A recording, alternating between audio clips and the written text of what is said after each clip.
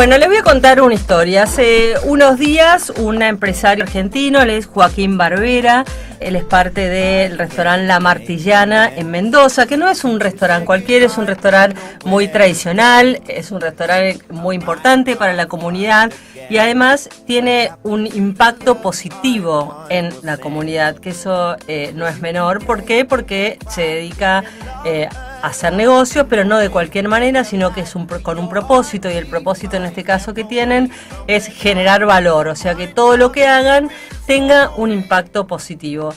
A partir de ahí, conversando con Joaquín y en un grupo de empresas de este tipo, ustedes saben, son las empresas B, lanzó una inquietud que ahora vamos a escuchar cuál es, y a partir de ahí a nosotros en Noticias Positivas nos disparó esto de averiguar un poco más, a ver, acerca de esto que le pasaba, que nos pareció muy genuino. Tiene que ver con que en el restaurante, que tienen un alto consumo de agua, de agua envasada, la que se sirve en la mesa, tradicionalmente utilizaban la marca Villavicencio, que es de Danone, y clásica botella verde de mesa cuando pedís agua en un restaurante de esta marca.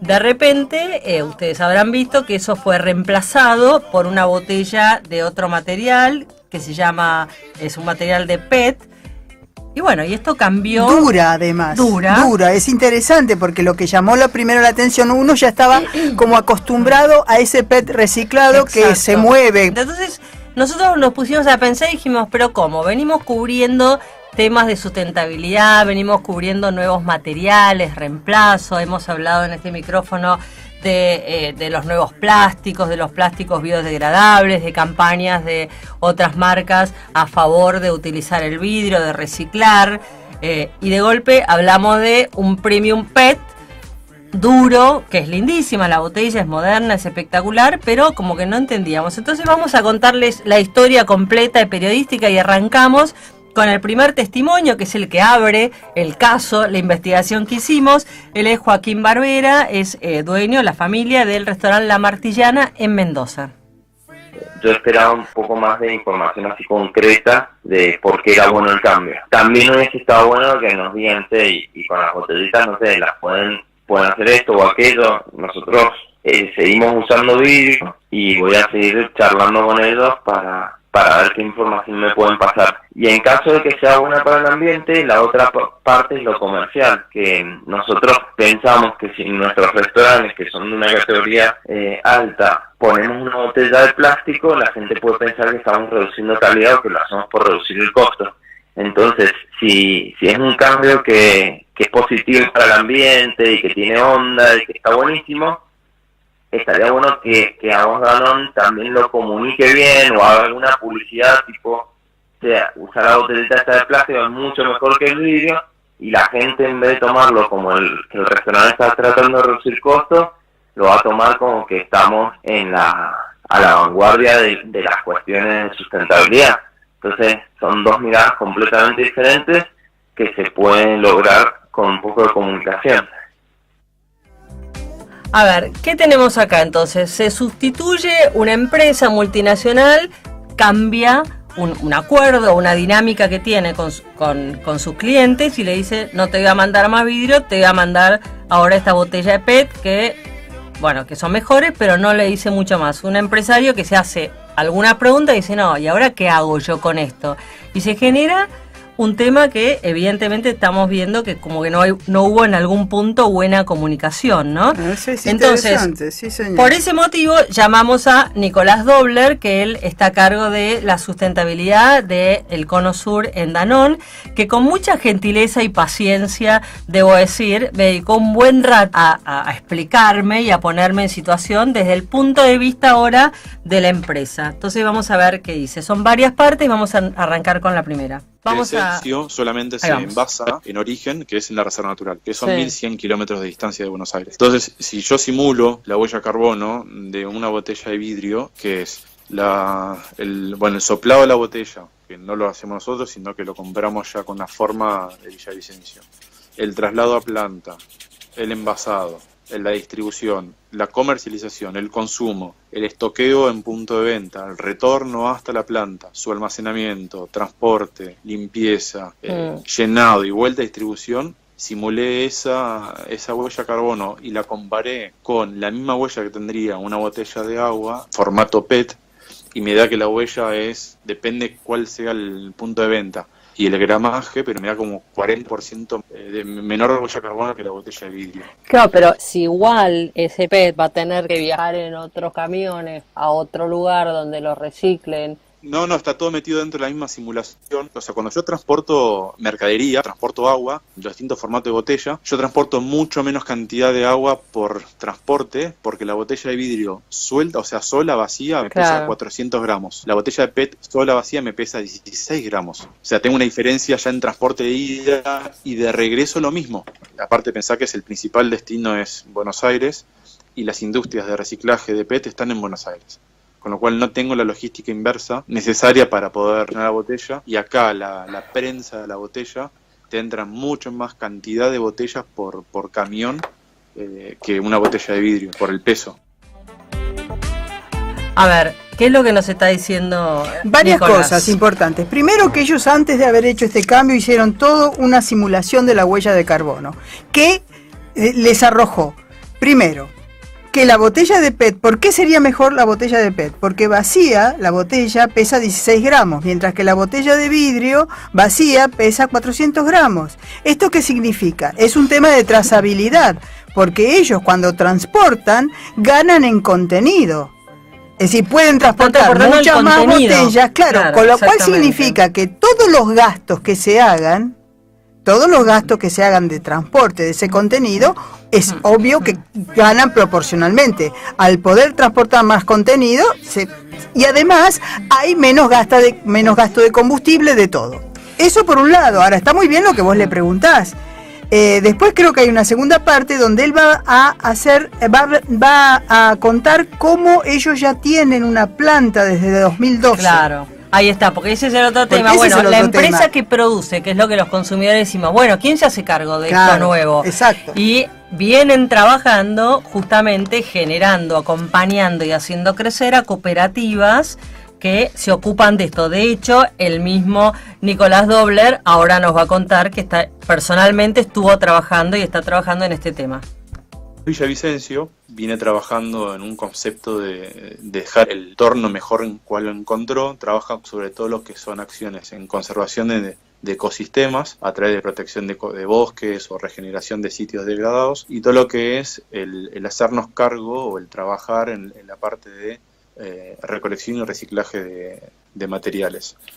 En el año 2012 logramos un fondo de inversión del grupo de 1 millón de euros que invertimos en cooperativas de recuperadores urbanos en la ciudad de Buenos Aires y en Las Heras, en Mendoza, donde, como no había ninguna iniciativa previa de recuperación así a través de inclusión social, construimos una planta de reciclaje de cero, lo equipamos junto con el gobierno de Las Heras y con la Fundación Avina, y hoy en día esa planta emplea a 30 recuperadores que fueron convocados a través de trabajos que tenían ellos de manera independiente en la calle. A través de ese proyecto de recuperación de materiales, renovamos el compromiso hasta el 2019 con otro fondo de inversión también del grupo, y nos permitió a nosotros ir incrementando la cantidad de PET reciclado en nuestros envases, o sea, de 0 en 2011 al 51%. Bueno, es importante esto que acaba de decir Nicolás Dobler, que era la pregunta que se hacía Joaquín Barbera. ¿Qué pasa con eso? Pero es interesante saber que Villavicencio se hace cargo de la recolección y reciclaje de materiales desde 2012. ¿Por qué? Porque invirtieron 1 millón de euros en una planta en Mendoza. Ellos reciclan en Capital y en Mendoza. Claro, porque desde allí y trabajan con los recuperadores urbanos y tienen... Y además con la Fundación Avina, y tienen un compromiso hasta el 2019. O sea, hay un planteo a largo plazo. Lo seguimos escuchando, él es Nicolás Dobler, está a cargo de la sustentabilidad de Danone Cono Sur. Yo era el Project Manager de Cartoneros, que es el programa internamente que llamamos del Ejecutivo. Sí. Recuperábamos 120 toneladas de PET a través de las cooperativas con las cuales nosotros en cierta forma estamos trabajando. El trabajo principal nuestro con las cooperativas muchas veces era inversión en equipamiento, prensa, cinta transportadoras, autoelevador, camiones, instalación, y también otros casos son software de gestión que facilitan el trabajo dentro de la cooperativa y como consultoría en eficiencia, de cómo mejorar la eficiencia de la cooperativa con los recursos actuales. Por ejemplo, en la cooperativa El Álamo arrancamos con 5 toneladas por mes de PET. Ellos lo juntan, lo enfardan y después mandan un camión a una empresa que los recicla, que elabora la resina reciclada que luego nosotros usamos en nuestros envases. O sea, nosotros por mes, para que tengas una idea a grandes rasgos, estamos juntando a través de estos sistemas de cooperativas 120 toneladas. Y nosotros necesitamos el doble, o sea, necesitamos 250. O sea, son dos indicadores diferentes. El primero es más alcanzable. Yo necesito PET reciclado para los envases. Bueno, trato de recuperarlos a través de los modelos de reciclaje que estoy empoderando. Ahora, acá el dato es que nosotros vemos como consumidores que hay empresas, como en este caso es esta empresa también, que está utilizando PET reciclado para volver a hacer botellas, ¿no? Esto después lo vamos a ver más adelante con el INTI, que nos da su visión y también los datos de que no es cualquier empresa la que puede certificar todo este proceso, pero lo importante es que existe este y yo proceso. No sé si lo dice en este momento Nicolás o lo dice después la representante del INTI, pero hay un punto importante, lo digo a los oyentes para que lo tengan en cuenta, que hay una falta impresionante de información sobre cuánto se recolecta. Sí, de hecho no hay un dato de cuánto se recolecta y es interesante porque todas las partes, nosotros que hicimos este trabajo periodístico que muy interesante haberlo hecho, tanto el consumidor representado por Joaquín Barbera con La Martillana, la empresa Danone y el INTI, que es la parte de investigación, todos necesitan esta data que seguramente en algún momento del año va a empezar a materializarse porque hay organizaciones, de hecho la gente del INTI los ha nombrado, que están trabajando, pero bueno, son muchos cambios también, ¿no? Vamos a la última parte entonces del audio de Nicolás Dobler a cargo de la sustentabilidad de Danone Conosur. Lo que yo te puedo decir es que hay distintas formas de reciclar PET. Una es bottle to bottle, o sea que el PET vuelva a ser botella y hay una sola planta en toda Argentina que lo puede hacer. Y después tenés otras plantas que reciclan PET para otros fines, que eso me queda como medio fuera de mi alcance porque no conozco cuánto junta de volumen. Y uno de los problemas que estamos teniendo es que hay una falta total de información respecto de cuánto material se recolecta y se recicla en Argentina. No hay datos oficiales. Estimaciones de la industria, del Instituto Argentino del Envase, de Carpla, de distintos organismos, pero ninguno es oficial.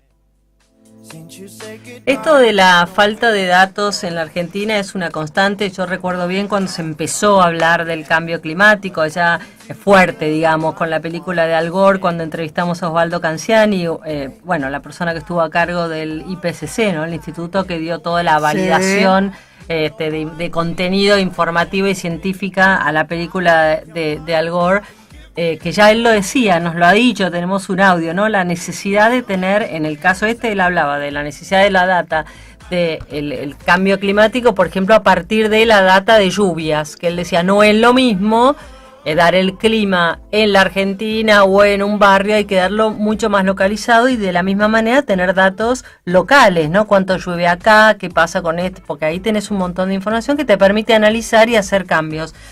Como para tener una visión, por supuesto, científica de este tema, consultamos a María Cristina Innocenti. Ella es especialista en plásticos y polímeros a cargo de esta sección en el INTI. Y la verdad que muy interesante toda la visión que nos dio. Vamos con la primera parte.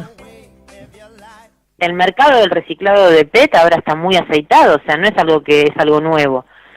El tema es así, yo entiendo que los envases de vidrio obviamente se volvían a llevar y eso es lo que se va a evitar en este caso. O sea, el tema de hacer el reenvasado, de todo el transporte, que es cierto, el vidrio es mucho más pesado que el PET, o sea, se ahorra mucho más en combustible, en economía, porque vos directamente entregás el envase, digamos, por eso me resulta raro que hoy por hoy se esté hablando de esto cuando ya se está muy estudiado, es que es mucho más conveniente en cuanto a que vos transportás mucho más contenido que envase, por empezar, para tener pro y contra de un envase y otro, sino que te estoy hablando con criterio de uno y otro, ¿no? Vos en un envase de vidrio, el vidrio es muy pesado, entonces, digamos, si vos tenés algo envasado, un líquido envasado en envase de vidrio y en envase de PET, que ahora cada vez los envases también se hacen con una pared más fina, o sea, las botellas de PET se hacen cada vez con menor espesor y tienen igual desempeño mecánico que las botellas de antes, que eran más gruesas. Eso se llama reducción en origen, o sea, hacer un mismo envase con mucho menor contenido de material del envase. Bueno, entonces, vos transportas mucho más contenido que envase, en el caso si envasas en plástico, ¿se entiende? Porque el plástico es muy liviano comparado con el vidrio. Entonces, si vos tenés que transportar un camión lleno de botellas de vidrio, o sea, estás llevando mucho más casi envase de vidrio que contenido. Acá sería al revés. A ver, esto coincide con la razón por la cual una empresa hace un cambio, ¿no? Que también es un punto de vista, porque también hay empresas que siguen y que, por supuesto, bueno, siguen con el circuito del reciclable, que también tiene su ventaja. El tema acá, creo que lo que señala la licenciada Innocenti es que hay que analizar la sustentabilidad y las estrategias de sustentabilidad en cada caso. En no cada se puede caso adoptar una medida y decir es bueno o es malo. Y ella enfatizó varias veces, y por eso lo quiero decir a lo largo de la charla, que ella quería dar una visión científica, por supuesto que es la que dio, y no decir estoy a favor o en contra, sino que hay que analizar en cada caso. Si tenés que transportar miles de kilómetros el peso de un envase vacío para trabajarlo después y para poder limpiarlo y volver a inyectarlo en el mercado con, en este caso, el agua de vuelta, en realidad estás teniendo todo un impacto negativo de rutas, de gases de efecto invernadero y demás. Vamos a ver qué dice justamente María Cristina Innocenti acerca del impacto ambiental y los ciclos de vida de los envases. Hay un análisis de impacto ambiental de lo que sería sustituir envases de plástico por otro tipo de envases, ya sea vidrio, papel y cartón, o sea, que también entraba el PET y entraba también el polímero de baja, de alta, etcétera, distintos. Y en conclusión de todo ese estudio, que había estado basado en un estudio que se hizo en Estados Unidos y en Canadá, lo que concluyen es que, digamos, los envases plásticos, reemplazar por otro envase de material alternativo generaría como casi un 130% más de emisión de gas con efecto sobre el calentamiento global, y que el aumento en el consumo de energía era de más del 80%, y el incremento en el peso, porque esto que te digo que la densidad del plástico es mucho más liviana que los materiales como el vidrio, el incremento en el peso sería de 4 veces y medio más con respecto al peso de una botella de plástico. Esto en general, o sea, comparando un material plástico contra un material sustituto. Claro. En este caso es el vidrio. Por eso habría que hacer, no hay que tomar las cosas a la ligera, sino tenés que hacer un análisis del ciclo de vida específicamente de la botella y de la botella de vidrio. O sea, lo que vos específicamente querés estudiar. Pero, digamos, el PET que a vos te va a quedar como residuo post-consumo, o sea, la gestión de ese envase, hoy por hoy hay muchas empresas que hacen el reciclado de los envases vacíos. De hecho, hay 2 empresas que se dedican a hacer reciclado de PET de botellas post-consumo domiciliario, viste la de los que lo que se hace es un reciclado con una descontaminación alta y un proceso determinado, que lo que hace es obtener PET de nuevo en pellets, en gránulos, con un grado alimentario, que de hecho ya hace varios años que hay empresas grandes, digamos, de bebidas gaseosas, que lo que hacen en su envase es, para hacer el envase de esa gaseosa, no usan solamente PET virgen, por decirlo así, materia prima virgen, sino que ponen un porcentaje de ese PET reciclado que viene de esta descontaminación. Claro. O sea, de este PET grado alimentario reciclado. O sea, de hecho ya, bueno, son muy conocidas las botellas, que tienen un cierto porcentaje, o sea, tienen materia prima virgen de PET más un cierto porcentaje de ese PET que viene reciclado con este grado alimentario. No todo el PET reciclado es grado alimentario, no todas las empresas recicladoras tienen esta tecnología, ¿sí? Tienen que estar autorizadas y certificadas para poder vender PET grado alimentario. Hay un mercado que esas botellas las reutiliza, no es que van a quedar a cielo abierto lo ideal es que no vaya a parar a un relleno sanitario esa botella de PET, porque es como si fuera, digamos, uno está tirando dinero. Si tira cualquier plástico que vos tires en un relleno sanitario, claro. Es como tirar dinero, porque en realidad vos le podés dar una segunda vida útil a ese plástico, o tal vez usarlo como combustible alternativo, que en el país hoy por hoy no hay plantas de valorización energética como en otros países, pero digamos, uno puede aprovechar el poder combustible de los plásticos, sobre todo, por ejemplo, envases de polietileno, tienen tanto poder calorífico como el gas común. No quemar a cielo abierto, yo no digo eso, quemar en plantas que son de valorización energética, que en el país todavía no hay. Ahora, acá de lo que estamos hablando también es, desde el INTI, nos están diciendo, bueno, estos materiales ya están encontrando un mercado. Y un mercado, y estamos hablando de nuevos negocios, que es un tema... Exactamente, la nueva economía. Nueva economía, es decir, ya no hay esta vieja visión de buenos y malos, sino que, bueno, hay que ver cómo se puede, qué material conviene utilizar en cada caso, para qué situación, cuál es el recorrido, medir, hacer estas simulaciones, que es de alguna manera prevención, para poder tomar determinadas decisiones. Y después una pata que es muy importante, Graciela, que es la comunicación, porque lo que nosotros mismos nos pasó como periodista, que claro. Pero ¿cómo? No me cierra, ya pasamos por esto del PET antes, y en un momento tenía lo que llamamos mala prensa, ¿no? Era malo, ¿no? ¿Cómo vas a consumir PET que contamina? No, pasemos todo. Y sin embargo, bueno, van dando vueltas, se va evolucionando, y como bien nos está diciendo el Instituto Nacional de Tecnología Industrial, ojo que estos materiales están encontrando otro uso. Vamos a la última partecita de María Cristina Innocenti, que está a cargo y es especialista en plásticos y polímeros del INTI, desde el punto de vista científico. Lo último, a ver qué nos dice, y le agradecemos ya a estas personas que nos han dado su tiempo para explicarnos, para que podamos entender y hacernos un estado de situación de esto que nos importa tanto como consumidores, ¿no? En realidad hay un mercado bastante ya de hace muchos años, que hay muchas empresas que reciclan PET. Hubo un desarrollo acá en el INTI para reaprovechar el PET reciclado para hacer filamentos, por ejemplo, para impresión 3D. Ya se están comercializando filamentos en base a PET reciclado. O sea que hay un mercado que utiliza el PET post-consumo. Claro, porque el tema es la responsabilidad del que lo produce o del que lo utiliza en términos de sustentabilidad desde un punto de vista moderno, o el INTI, por ejemplo, ¿cuál es la visión que apoya? O ambas, ¿no? Bueno, yo te cuento, hace años en otros países ya existe la ley del envase. ¿Qué significa la ley del envase? Que hay una responsabilidad compartida entre el que genera el envase, el que tiene el contenido y el que utiliza ese envase con ese contenido. ¿Sí? Acá en el país todavía no está la ley del envase. Solamente hay, digamos, en el caso de los envases de agroquímicos, pero ahí ya no estamos hablando de nada alimentario, digamos, son envases, los de los bidones vacíos de agroquímicos, hay una ley que es una responsabilidad compartida, ¿sí? Pero en el caso del envase común, no hay una ley del envase todavía hoy por hoy acá en Argentina. Con lo cual lo que quiero decir que es una cuestión ya de la gestión que se haga con el residuo, la gestión post-consumo, como una tarea que involucra a varios sectores. Es como un compromiso, una responsabilidad compartida, pero que no hay una ley todavía, ¿sí? Igual el PET es muy utilizado para reciclar. ¿Y PET de botella con grado alimentario, o para también reciclar, para hacer fibras, para hacer textiles, o sea, fibras de poliéster, porque el PET es un poliéster, o para hacer esto que te digo también, los filamentos para impresoras 3D, que ahora es bastante masivo el uso de este tipo de impresoras. Entonces, el aprendizaje de esto, de todo, por lo menos de nuestra parte, que fue muy interesante hacer esta investigación. Primero, agradecer a todas las partes por la confianza, también porque cuando uno llama a alguien y toma un testimonio y lo graba, la verdad es que, bueno, es un momento, ¿no? También es el uso que uno hace de eso, y la confianza que nuestros entrevistados, los tres, tuvieron en nosotros. Exactamente,